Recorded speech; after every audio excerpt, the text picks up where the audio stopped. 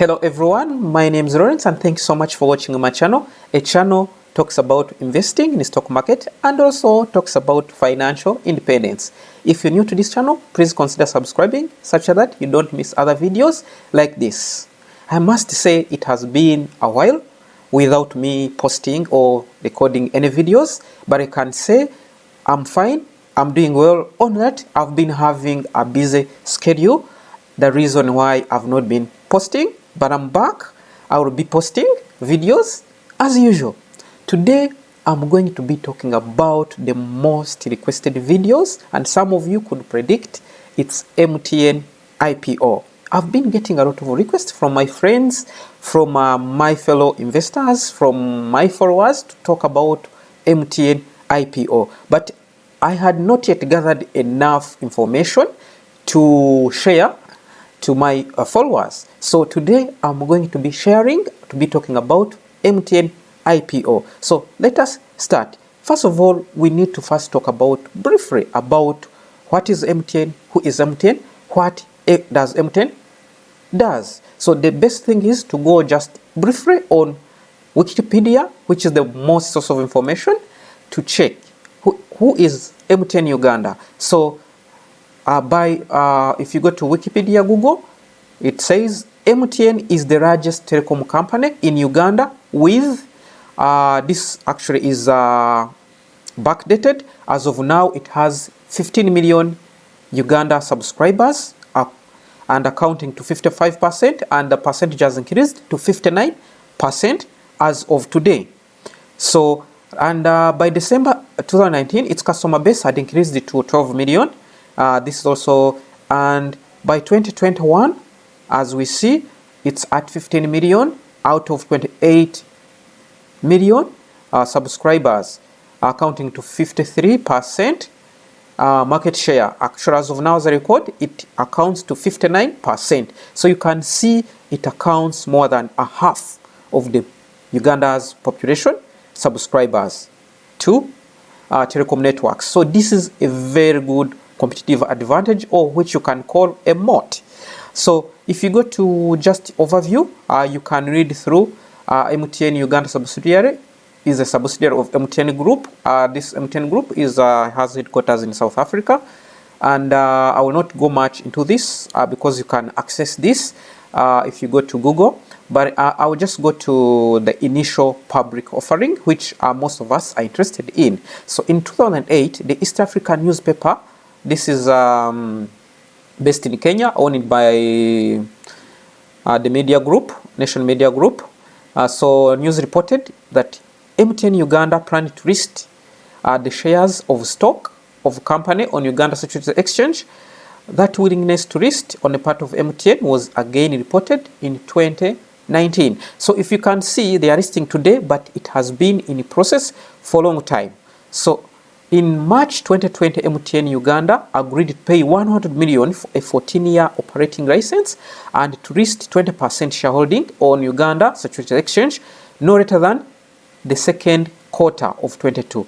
These shares sold on Uganda Securities Exchange will be restricted to nationals of countries of East African Community, namely Burundi, Kenya, Rwanda, Southern Sudan, Tanzania, and Uganda.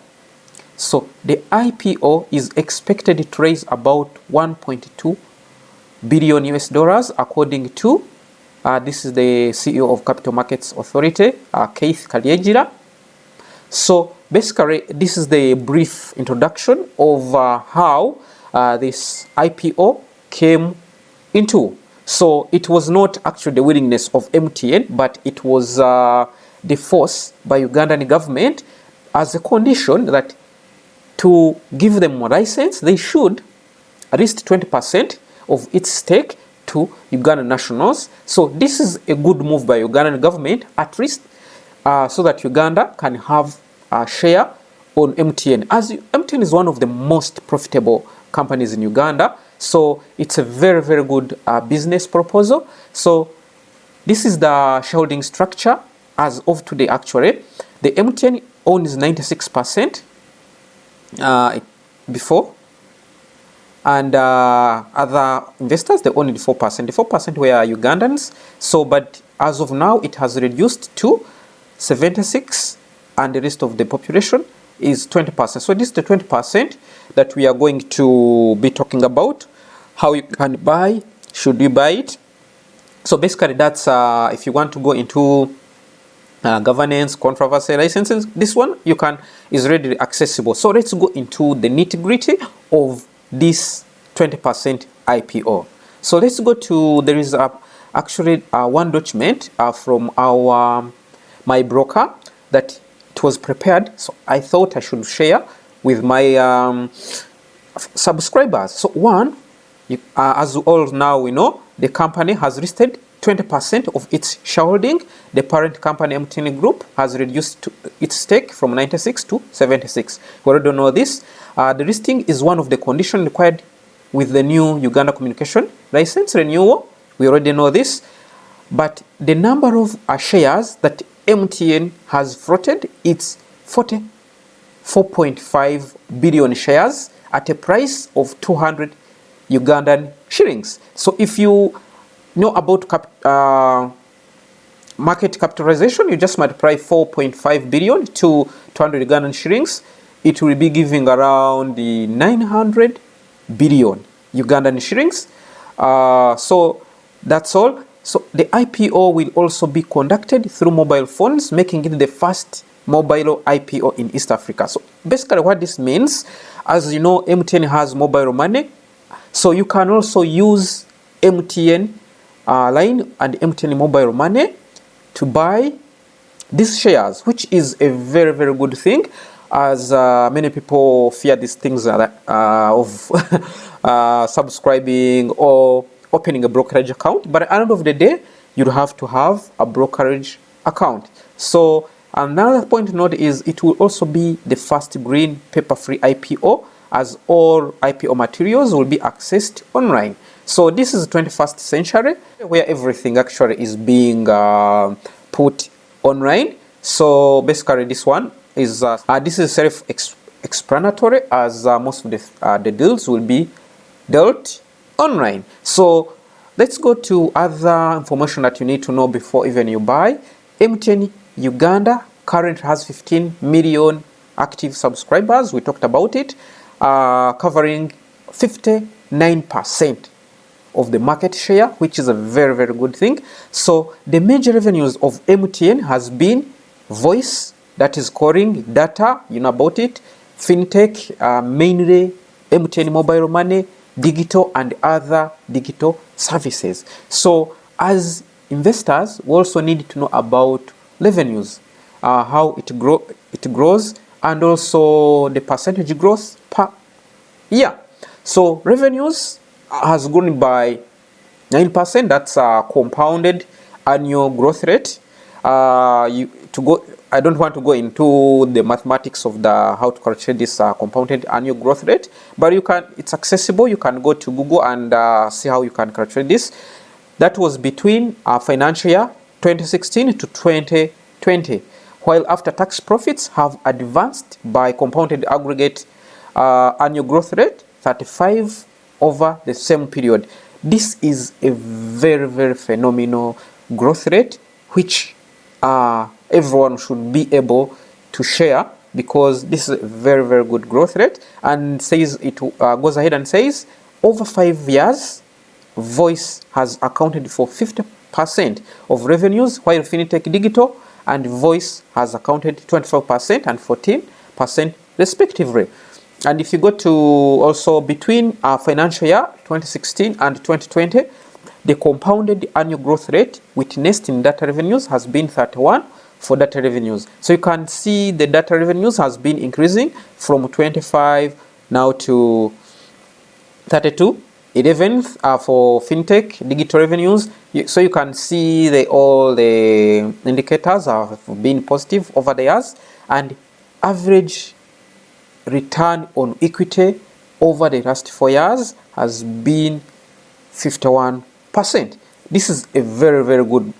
Basically, the return on equity, it means if you put amount in any investment, how much you should be able to return. So the return on equity has been also very, very interesting. So the company average dividend payout ratio over the last 3 years has been 54%. So which means the amount it gets or the profits it makes, it pays 50% of that profit, 54% to its shareholders. But you can see the payout ratio is going to increase going forward. So for the dividend, we don't know how much they have been paying. So that's why we need to wait for the information, the annual reports, the dividends, so that we can basically do a conclusive remarks on whether we should be buying or waiting in the meantime. So another very, very important aspect is how. Now we have the information, we know what MTN is, we know how growth rate, everything is looking positive. So if you want to buy a share, how should we buy MTN? How can we buy shares? First of all, one aspect we talked about is buying through the phone.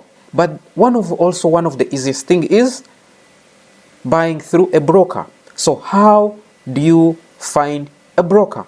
Because you need a broker if you want to buy shares apart from MTN, because there are other companies that are listed on Uganda Securities Exchange like Stanbic Bank, Omeme, Uganda, BAT. So there are many companies you can buy apart from MTN. So as I said, you need a broker access through USE. So for example, if you go to Google and go to, for example, Uganda Securities Exchange, then you go here. I will show you where you can find the list of brokers, because you need to select your broker of your choice. So you go to trading participants, then brokerage firm, stockbroker firms. So if you see here, 1, 2, 3, 4, 5, 6, 7. So there is Baroda Capital Markets, there is Equity Stock Brokers, there is Crested Capital, there is the Stanbic Bank Group Securities, there is Dye & Breyer, there is Old Mutual. So these are the list of the brokers that you should be able to use if you want to. You can see also their addresses. So you can visit their offices to check what they offer. Actually, most of the brokers, they don't charge any fee. The only fee they get, of course, when you're buying shares and selling shares, there is a percentage that they normally deduct as a commission. That's 2%. So basically, that's what they will be only taking. But when you're registering, it's free of charge. Basically, that's how you get a broker. So what does a broker do for you? First of all, the broker helps you to open a trading account or a brokerage account. So why do you need a trading account, or why do you need a brokerage account? Brokerage account is like a bank account. You use it to transact. So when you open a brokerage account, that's where you deposit the money that you will be using to buy shares. So if you want to open a brokerage account, of course, there are some requirements. What are some of the requirements? So one of them is national identification. Nowadays, actually, they strictly want national ID, though you can use also the passport, but mainly they prefer national ID.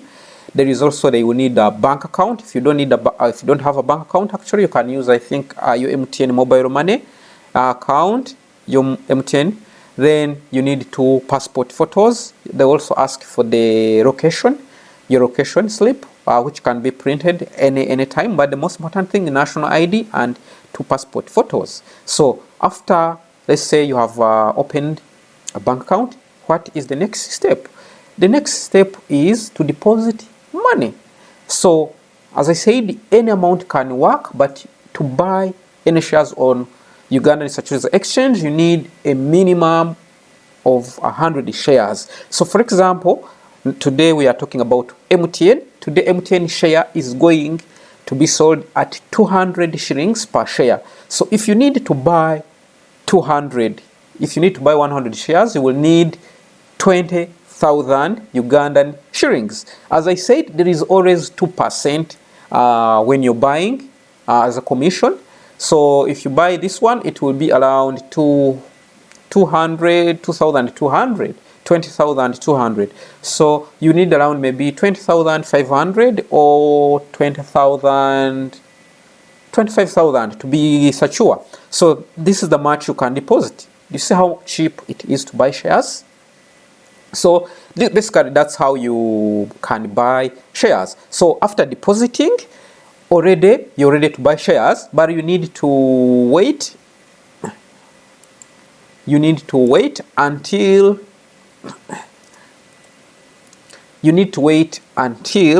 the amount is reflected on your trading account. So if you, after registering with the broker will give you an account where you deposit the money. So that money, after depositing on their account, of course, when you're filling like the deposit form, there is where you have to put your brokerage account number that will have given you. So when you deposit on their account, they will directly direct the amount to your brokerage account. So basically that's how the brokerage account works. So after it has been reflected, since we don't have online trading platform, you will have to instruct your broker either in writing, or there is a form that you fill to instruct how many shares you want to buy. For example, if you want to buy 100 shares of MTN and you have that amount,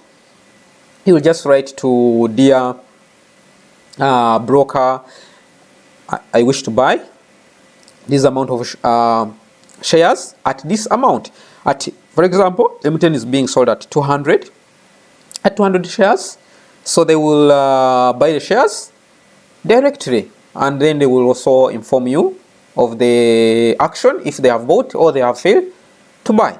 So basically that's how the thing works. So the final thing about, is MTN or MTN shares worth buying? Because yes, we have talked about MTN is a very incredible business, everything's good about it, but does that mean that we should go ahead and buy the IPO? My answer is no and yes. First of all, personally, when I'm going to buy any company, I have to first check the records, financial records, and also the dividend. I buy company for two reasons. One, for value. I buy it when it is cheap. Second, I buy because it pays a dividends. So first of all, we don't have any conclusive information about MTN. First of all, we have not yet seen their annual reports for the past 5 years. I'm sure anytime soon they are going to publish those earnings, past earnings. They might publish 3 years or 5 years. Then if they publish them, I will be able to share with you. Then that's when I will make my conclusion whether I will be buying the MTN shares or not. But as of now, the IPO, I'm not going to buy the IPO at the moment before I check their past performance. Why shouldn't I buy? So as I said, there's no doubt MTN is a very, very strong company and anyone would want to own MTN. But of course, it can either, when you're buying any item or any good, or you're doing any business, you want to buy any item or any good cheaply so that you can sell at a profit. So the same applies to MTN. So as I said here, it can either be expensive or cheap. Most IPOs are overpriced. So most of the time, actually, when the IPOs are being floated, they are always expensive. If you're on a Kenyan stock market, you might remember in 2008 when Safaricom was floating its shares.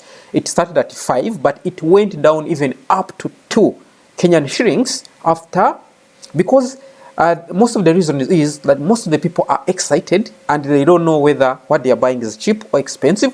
After realizing, sometimes they sell when there are no sellers. So that's how it goes down. If you are in Uganda, if you're maybe used to Uganda chemicals, now it's called Cipla.